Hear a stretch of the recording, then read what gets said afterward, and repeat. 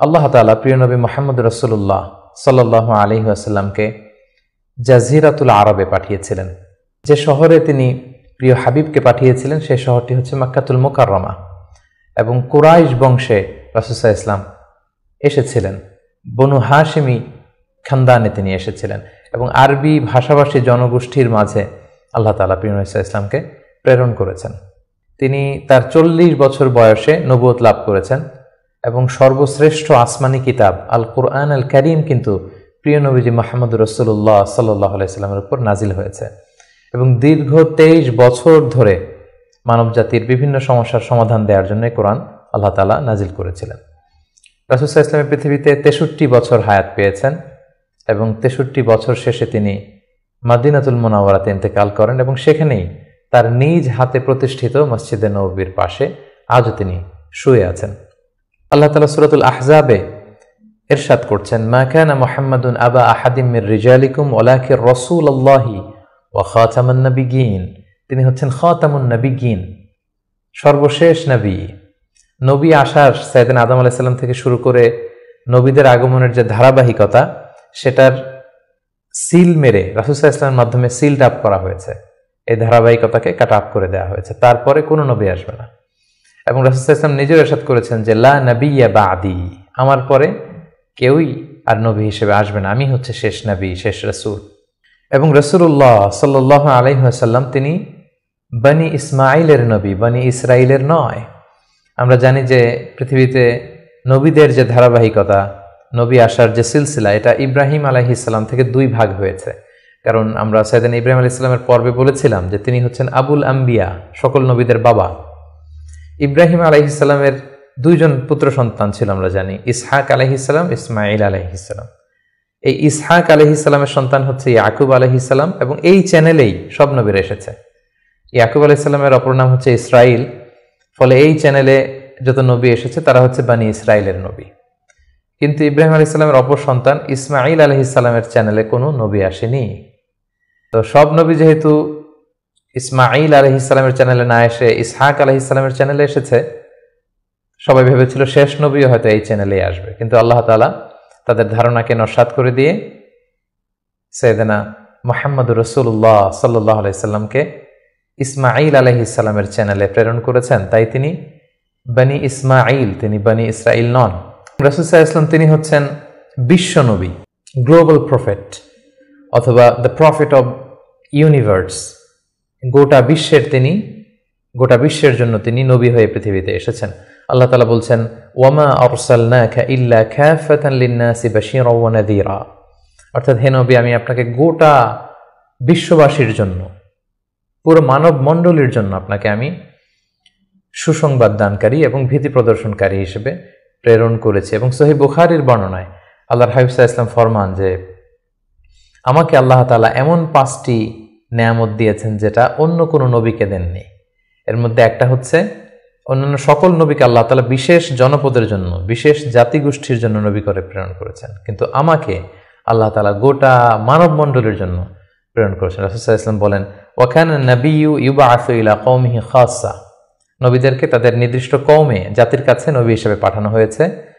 ওয়া বুইসতু ইলান নাসি কাফা, আর আমি গোটা মানব মণ্ডলীর জন্য, বিশ্ববাসীর জন্য নবী হয়ে প্রেরিত হয়েছে। এবং রাসূলুল্লাহ সাল্লাল্লাহু আলাইহি ওয়াসাল্লামকে তিনি বলেছেন যে আমাকে শাফাআতের সুযোগ দেয়া হবে কিয়ামতের দিন, যে ভয়ঙ্করতম দিনে নবীরাও থারথার করে কাঁপতে থাকবে আল্লাহ তাআলার সামনে, একটি টু শব্দ করার সাহসটুকুন পাবে না, কোনো কথা বলার সাহস পাবে না। ঠিক সেই মুহূর্তে আল্লাহ রাসূল সাল্লাল্লাহু আলাইহি ওয়াসাল্লামকে শাফাআতের অনুমতি দেয়া হবে। সুবহানাল্লাহি ওয়া বিহামদিহি। রাসূলুল্লাহ সাল্লাল্লাহু আলাইহি ওয়াসাল্লামের অনেকগুলো নাম রয়েছে।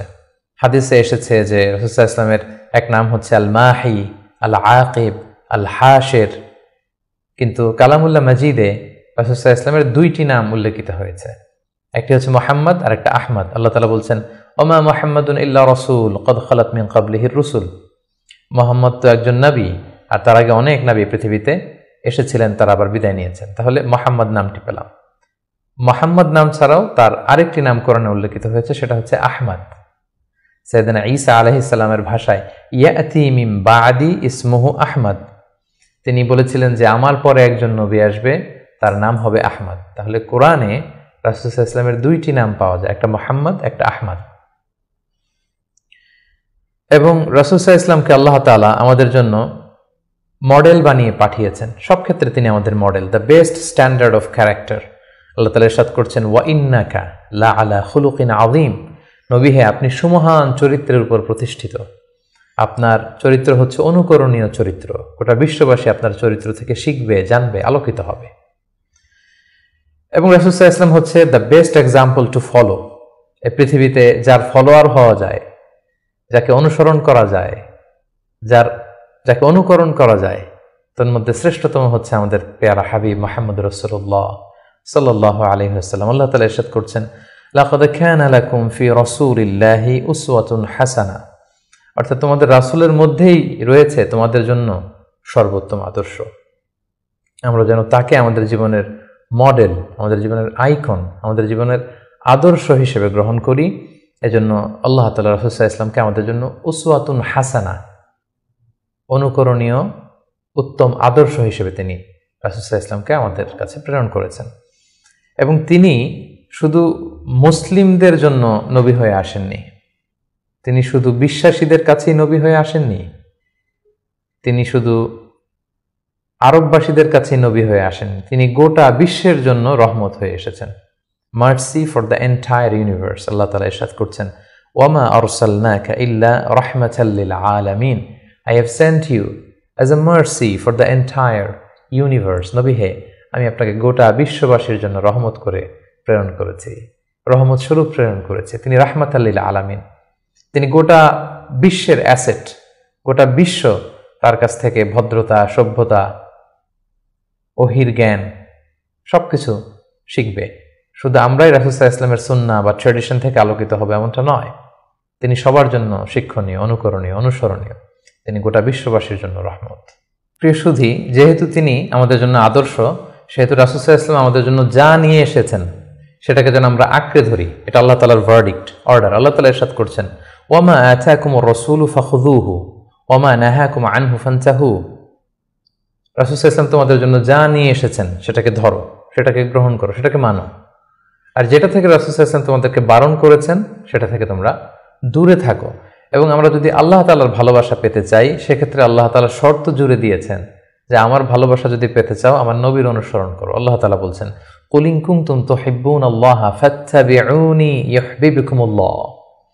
আল্লাহ বলছেন, নবী হে, আপনি জানিয়ে দিন যে তোমরা যদি আমি আল্লাহর ভালোবাসা পেতে চাও, তাহলে হে নবী আপনি বলুন যে ফাত্তাবিউনি, আমি নবীর অনুসরণ করো, তাহলে ইউহিব্বুকুমুল্লাহ, আল্লাহ তাআলা তোমাদেরকে ভালোবাসবেন। তো রাসূল সাল্লাল্লাহু আলাইহি ওয়াসাল্লামের ফলোয়ার হিসেবে, রাসূলুল্লাহ সাল্লাল্লাহু আলাইহি ওয়াসাল্লামের উম্মত হিসেবে আমাদের দায়িত্ব হচ্ছে রাসূল সাল্লাল্লাহু আলাইহি ওয়াসাল্লাম আমাদের জন্য যে শিক্ষা নিয়ে এসেছেন, যে হেদায়েত নিয়ে এসেছেন, যে আলোকবর্তিকা নিয়ে এসেছেন, কোরআন নিয়ে এসেছেন, এটা শিক্ষা যেন আমরা আমাদের ব্যক্তি জীবনে, সমাজ জীবনে, রাষ্ট্রীয় জীবনে যেন আমরা বাস্তবায়ন করি, এটা যেন আমরা আমাদের জীবনে ইমপ্লিমেন্ট করি। আমরা প্রফেট সিরিজের বিভিন্ন পর্বে বিভিন্ন নবীদের জীবন নিয়ে যখন আমরা আলোকপাত করেছিলাম, আমরা বলেছিলাম যে as a proof of their prophethood, Allah subhanahu wa ta'ala provides them mu'jiza. তারা যে নবী, তার প্রমাণ হিসেবে আল্লাহ তাআলা নবীদেরকে মু'জিজা দিয়ে থাকেন। রাসূল সাল্লাল্লাহু আলাইহি ওয়াসাল্লামের জীবনীতেও আমরা দেখব যে অসংখ্য মু'জিজা ছিল। আমরা একটির কথা যদি উল্লেখ করি যে মক্কার কুরাইশরা যখন রাসূল সাল্লাল্লাহু আলাইহি ওয়াসাল্লামকে নবী হিসেবে মানতে যাচ্ছিল না, রাসূল সাল্লাল্লাহু আলাইহি ওয়াসাল্লাম বললেন যে চাঁদকে যদি দ্বিখণ্ডিত করতে পারি তোমরা কি মেনে নিবে যে আমি আল্লাহর রাসূল? তারা বলল যে মেনে নিব। রাসূল সাল্লাল্লাহু আলাইহি ওয়াসাল্লাম আঙ্গুল উঁচু করলেন, চাঁদের দিকে ইঙ্গিত করলেন, চাঁদ দ্বিখণ্ডিত হয়ে দুই ভাগ হয়ে গেল। সুবহানাল্লাহ। আল্লাহ তাআলা সূরাতুল কমারে ইরশাদ করছেন, ইকতারাবাতিস সাআতু ওয়ানশাক্কাল কমর ওয়া ইন ইয়ারা আয়াতান ইউরিদু ওয়া ইয়াকুলু সিহরুম মুস্তামির। রাসূল সাল্লাল্লাহু আলাইহি ওয়াসাল্লাম চাঁদ দ্বিখণ্ডিত করে ফেললেন, কিন্তু এই চমৎকার এই মুআজিজা দেখার পরেও তারা কিন্তু ঈমান আনলো না। তারা বলল, তুমি জাদু করেছো, চাঁদের মধ্যে ভেলকিবাজি করেছো, এমন বড় জাদুকর তুমি চাঁদের উপরও জাদুর প্রভাব খাটিয়েছো। এভাবে রাসূল ইসলাম যখনই কোরআনের আয়াত বলতেন, কোনো মুআজিজা দেখাতেন, তারা হয়তো রাসূল ইসলামকে জাদুকর বলতো, কখনো বলতো তুমি পাগল, কখনো বলতো তুমি কবি, কখনো বলতো তুমি গণক। নাউযুবিল্লাহি মিন যালিক। এভাবে রাসূল ইসলাম অনেকগুলো মুআজিজা তার জীবনে আমরা দেখতে পাই, যেগুলো তার মধ্যে থেকে অন্যতম মুআজিজা হচ্ছে তিনি চাঁদকে দ্বিখণ্ডিত করেছিলেন। এবং রাসূল ইসলাম জন্মের আগেই, যেগুলোকে মুবাশশিরাত বা ইরহাসাত বলে, নবী হওয়ার আগে এমন কিছু অলৌকিক ঘটনা, এরকম অনেক ঘটনা কিন্তু ঘটেছে। যেমন রাসূল সাল্লাল্লাহু আলাইহি ওয়াসাল্লামের প্রিয় মাতা আমেনা যখন গর্ভবতী ছিলেন তখন তিনি দেখেছেন যে তার পেট থেকে একটা আলো বের হয়ে এটা শাম দেশের বড় বড় প্রাসাদগুলোকে আলোকিত করছে। এটা কিন্তু রাসূল সাল্লাল্লাহু আলাইহি ওয়াসাল্লাম যে পৃথিবীতে আসবেন তার আগাম একটা বার্তা। সম্মানিত সুধী, আমরা এই পর্যায়ে রাসূলুল্লাহ সাল্লাল্লাহু আলাইহি ওয়াসাল্লামের সরাসরি জীবনের দিকে যাব, ধারাবাহিক জীবন পরিক্রমা আলোচনা করব এবং বুঝবার সুবিধার্থে আমরা রাসূল সাল্লাল্লাহু আলাইহি ওয়াসাল্লামের পুরো জীবনীকে 3টি ভাগে ভাগ করেছি। তার প্রথম ভাগে আমি রাসূল সাল্লাল্লাহু আলাইহি ওয়াসাল্লামের জন্ম থেকে শুরু করে নবুয়ত পর্যন্ত এই 40 বছরের বর্ণনা দিব। সেক্ষেত্রে বয়স অনুসারে এই বর্ণনাটি দেয়া হবে। দ্বিতীয় ভাগে আমরা মক্কায় নবুয়তির যে 13 বছর, এই 13 বছরের বর্ণনা দিব। সেক্ষেত্রে নবুয়তির সন ভিত্তিক বর্ণনা দেয়া হবে। এবং সবশেষে আমরা মদিনায় রাসূল সাল্লাল্লাহু আলাইহি ওয়াসাল্লাম যে 10টি বছর কাটিয়েছেন, তৃতীয় পর্বে বা তৃতীয় ভাগে আমরা সেটির বর্ণনা দিব, আর সেটা হবে হিজরি সন ভিত্তিক বর্ণনা। তাহলে সম্মানিত সুধী, আর কাল বিলম্ব না করে আমরা রাসূল সাল্লাল্লাহু আলাইহি ওয়াসাল্লামের বায়োগ্রাফির একেবারে মূল পর্বে চলে যাই। আমরা বলেছি যে প্রথম পর্বে আমরা রাসূল সাল্লাল্লাহু আলাইহি ওয়াসাল্লামের প্রথম 40টি বছরের বর্ণনা দিব, জন্ম থেকে শুরু করে নবী হওয়ার আগ পর্যন্ত। আমরা শুরুতেই বলেছি যে তিনি মাক্কাতুল মুকাররমায় এসেছেন, তিনি কুরাইশ বংশে জন্মগ্রহণ করেছেন, বনু হাশেম ছিল ওনার খানদান, এবং রাসূলুল্লাহ সাল্লাল্লাহু আলাইহি ওয়াসাল্লামের পিতার নাম ছিল আব্দুল্লাহ, মায়ের নাম ছিল আমিনা, দাদার নাম ছিল আব্দুল মুত্তালিব। এবং দুঃখজনক হলেও সত্য যে রাসূলুল্লাহ সাল্লাল্লাহু আলাইহি সাল্লামের মাতা পিতার সংসার 7 দিনের বেশি ছিল না। মাত্র বিয়ের পরে তারা 7 দিনের মতো, 1 সপ্তাহের মতো সংসার করেছিলেন। সেই সাংসারিক জীবনেই রাসূল সাল্লাল্লাহু আলাইহি ওয়াসাল্লাম মায়ের গর্ভে এসেছেন। এবং রাসূল সাল্লাল্লাহু আলাইহি ওয়াসাল্লামের পিতা আব্দুল্লাহ তিনি ব্যবসার সফরে বেরিয়ে গিয়েছিলেন, ফেরবার পথে তিনি সেখানে ইন্তেকাল করেছেন। তখন রাসূল সাল্লাল্লাহু আলাইহি ওয়াসাল্লামের বয়স হচ্ছে মায়ের পেটের ভেতরে মাত্র 2 মাস। মায়ের পেটে থাকতেই তিনি বাবাহারা হয়েছেন।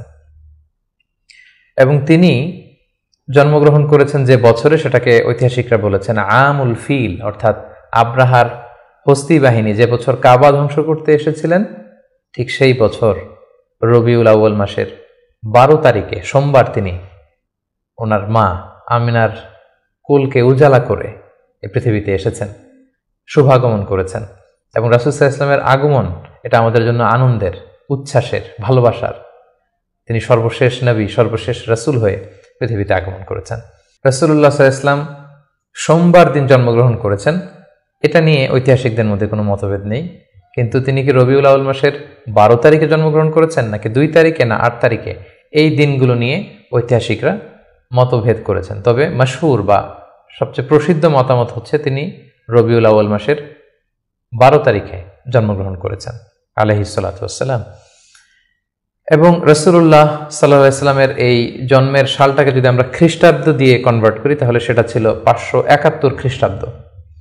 এবং আমরা জানি যে তৎকালীন সময়ে সম্ভ্রান্ত ফ্যামিলির লোকেরা তাদের সন্তানদেরকে ব্রেস্ট ফিডিং উইমেনদের কাছে দিয়ে দিত, দুধমা, তারা এসে তাদেরকে নিয়ে যেত। এবং রাসূল সাল্লাল্লাহু আলাইহি ওয়াসাল্লামকে হালিমাতুস সাদিয়া নামে একজন নারী, যিনি তায়েফ থেকে আরো 70 কিলো দূরে বনু সাদ এলাকা থেকে এসে তারা রাসূল সাল্লাল্লাহু আলাইহি ওয়াসাল্লামকে রাসূল সাল্লাল্লাহু আলাইহি ওয়াসাল্লামের দাদা আব্দুল মুত্তালিবের কাছ থেকে নিয়ে গিয়েছিল দুধ খাওয়ানোর জন্য। এবং সেটা তারা করতো এই কারণে যে যেহেতু মক্কা শহর, এখানে অনেক ব্যবসায়ীরা আসে, অনেক লোক আসে, এখানে আরবি ভাষার অনেক আঞ্চলিকতার একটা মিক্স আপ হয়ে গিয়েছিল। তাই বেদুইন এলাকাতে, একেবারে মরুদ্যান, মরুভূমি আছে, এরকম এলাকাতে যেই ট্রাইবস বা কবিলাগুলো আছে, সেখানে যদি ছেলেমেয়েরা বড় হয়, তাদের যেমনি স্বাস্থ্য ভালো থাকে, তাদের ভাষাটা যেমনি পিওর হয়, আরবি মুবিন, সুস্পষ্ট আরবি ভাষায় তারা কথা বলতে পারে। তো সম্ভ্রান্ত এবং ট্রেডিশনাল ফ্যামিলির লোকজন এটাই করত। তার ধারাবাহিকতায় রাসূল সাল্লাল্লাহু আলাইহি ওয়াসাল্লামকে বনু সাদ গোত্র থেকে এসে হালিমাতুস সাদিয়া বনু সাদ গোষ্ঠীর কাছে নিয়ে গেল যে তাকে লালন পালন করবে, কয়েক বছর দুধ খাওয়াবে। এটা ঘটেছিল তার জন্মের পরপরই। এবং রাসূল সাল্লাল্লাহু আলাইহি ওয়াসাল্লামের বয়স যখন 2, তখন অল্প কিছু দিনের জন্য হালিমাতুস সাদিয়া সেই বনু সাদ থেকে আবার মক্কায় নিয়ে এসেছিল, যাতে রাসূল সাল্লাল্লাহু আলাইহি ওয়াসাল্লামের মা আমিনা কিছুদিনের জন্য ছেলের সঙ্গ পান। কিছুদিন যখন আমিনা সঙ্গ পেল, তারপর আবার তাকে বনু সাদে নিয়ে যাওয়া হলো। এবং রাসূলুল্লাহ সাল্লাল্লাহু আলাইহি ওয়াসাল্লাম হালিমাতুস সাদিয়ার দুগ্ধপান করতে লাগলেন। হালিমাতুস সাদিয়ার সন্তানদের সাথে মরুদ্যান, মরুভূমির সেই বেদুইন পরিবেশে বেড়ে উঠতে লাগলেন। সেখানকার যে পিওর ল্যাঙ্গুয়েজ আছে, আরবি ভাষা শিখতে লাগলেন। এবং রাসূল সাল্লাল্লাহু আলাইহি ওয়াসাল্লামের বয়স যখন 4, তখন তার প্রথম শাক্কে সাদর হয়েছে, যেটাকে সিনা চাক বলে, ওপেন হার্ট সার্জারি। রাসূল সাল্লাল্লাহু আলাইহি ওয়াসাল্লামের জীবনে মোট 3 বার এটা ঘটেছিল। বয়স যখন 4 তখন একবার, ওহী নাজিলের সময় একবার, মেরাজ যখন তিনি গিয়েছিলেন তখন একবার। রাসূল সাল্লাল্লাহু আলাইহি ওয়াসাল্লাম মরুভূমিতে বনু সাদ গোষ্ঠীর ছোট ছেলেদের সাথে খেলাধুলা করছিলেন। হঠাৎ জিবরাইল আলাইহিস সালাম এসে রাসূল সাল্লাল্লাহু আলাইহি ওয়াসাল্লামকে এক পাশে নিয়ে গলা থেকে শুরু করে নাভি পর্যন্ত ছিঁড়ে রাসূল সাল্লাল্লাহু আলাইহি ওয়াসাল্লামের হৃদয়টাকে বের করে জামজামের পানি দিয়ে ধৌত করে আবার ভেতরে ঢুকিয়ে দিলেন। এই জায়গাটাকে আবার মিলিয়ে ফেললেন, যেটা আধুনিক সময়ে আমরা এটাকে ওপেন হার্ট সার্জারি বলি। এই দৃশ্য হালিমাতুস সাদিয়ার ছেলেমেয়েরা দেখে ভয়ে দৌড়াতে লাগলো। মায়ের কাছে যেয়ে বলল, আমাদের কোরাইশি ভাই বোধহয় মারা গিয়েছে। হালিমাতুস সাদিয়া বিচলিত হয়ে আসলেন, দেখলেন যে না, মারা যায়নি। মোহাম্মদ, শিশু মোহাম্মদ, তিনি বিচলিত অবস্থায় আছেন। তারা ভয় পেয়ে গেলেন এবং ভাবলেন যে না, এই ছেলের যদি কিছু হয়ে যায় তাহলে তো এর দায়ভার আমার উপর আসবে, আমরা দিয়ে আসবো মোহাম্মদকে। রাসূল সাল্লাল্লাহু আলাইহি ওয়াসাল্লামের বয়স যখন 5, তখন হালিমাতুস সাদিয়া রাসূল সাল্লাল্লাহু আলাইহি ওয়াসাল্লামকে নিয়ে, ছোট্ট মুহাম্মদ সাল্লাল্লাহু আলাইহি ওয়াসাল্লামকে নিয়ে তার মায়ের কাছে দিয়ে আসলেন। যেহেতু 5 বছর বয়সে এখন তিনি সুস্পষ্ট আরবিতে কথা বলতে পারেন এবং দুধ খাওয়ানো তো সেই 2 বছর বয়সেই শেষ। তিনি মরুভূমির সুন্দর প্রকৃতিতে সুঠাম দেহ নিয়ে বড় হচ্ছেন, সুন্দর আরবি ভাষায় কথা বলতে পারেন। 5 বছর বয়সে মায়ের কাছে ফিরিয়ে দেয়া হলো। এবং রাসূল সাল্লাল্লাহু আলাইহি ওয়াসাল্লামের আম্মা আমিনা, তিনি প্রতি বছর রাসূল সাল্লাল্লাহু আলাইহি ওয়াসাল্লামের বাবার কবর জিয়ারত করতে ইয়াসরিবে যেতেন, যেটা পরবর্তীতে মদিনা নামকরণ হবে, আমরা শুনব সেই ঘটনা। প্রতি বছর যেহেতু তিনি যান, রাসূল সাল্লাল্লাহু আলাইহি ওয়াসাল্লামকে যখন নিয়ে আসা হলো, তার পরের বছর তিনি রাসূল সাল্লাল্লাহু আলাইহি ওয়াসাল্লামকে নিয়ে রাসূল সাল্লাল্লাহু আলাইহি ওয়াসাল্লামের বাবার কবর জিয়ারত করতে গেলেন। রাসূল সাল্লাল্লাহু আলাইহি ওয়াসাল্লামের বয়স তখন 6 বছরের ছোট্ট বালক। জিয়ারত করলেন। জিয়ারত করে ফিরে আসার পথে রাসূল সাল্লাল্লাহু আলাইহি ওয়াসাল্লামের মাতা আমিনা, তিনি মারা গেলেন মক্কা মদিনার মাঝখানে আবওয়া নামক জায়গায়। আল্লাহু আকবার। বয়স যখন মায়ের পেটে 2 মাস, বাবা হারা হলেন, পিতৃহারা। বয়স যখন মাত্র 6, মাতৃহারা, এখন কমপ্লিট ইয়াতিম মুহাম্মদ সাল্লাল্লাহু আলাইহি ওয়াসাল্লাম, বাবা মা হারা। তখন সাথে উম্মে আইমান নামে একজন দাসী ছিল, যিনি রাসূল সাল্লাল্লাহু আলাইহি ওয়াসাল্লামকে খুব ভালোবাসতেন, মায়ের কষ্ট বুঝতে দেননি। সেখান থেকে নিয়ে দাদার কাছে মক্কায় চলে আসলেন এবং রাসূল সাল্লাল্লাহু আলাইহি ওয়াসাল্লাম পরবর্তীতে বলেছিলেন, উম্মে আইমান হিয়া উম্মি বা'দা উম্মি, আমার মায়ের পরে উম্মে আইমানই আমার মা। সুবহানাল্লাহ।